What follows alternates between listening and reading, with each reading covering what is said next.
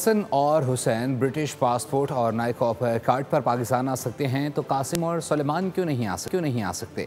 बानी पीटीआई की बहन अलीमा खानम की इंसदाद दहशतगर्दी अदालत के बाहर गुफ्तगू। कहा कासिम और सुलेमान के पास नाइकॉप नहीं है, ब्रिटिश पासपोर्ट पर वीज़े के लिए अप्लाई कर दिया है।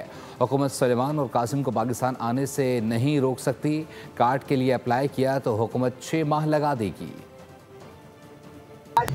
उनको अगर कार्ड के लिए अप्लाई करेंगे, उन्होंने कहा 5 से 6 महीने लग सकते हैं। तो उन्होंने अपने ब्रिटिश पासपोर्ट पर पाकिस्तान एम्बेसी में वीज़े के लिए अप्लाई कर दिया।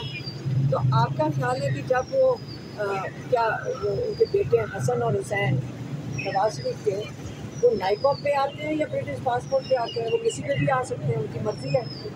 लेकिन ये बच्चे सुलेमान और कासिम अगर पाकिस्तान आना चाहते हैं, पाकिस्तान हुकूमत कैसे रोक सकती है?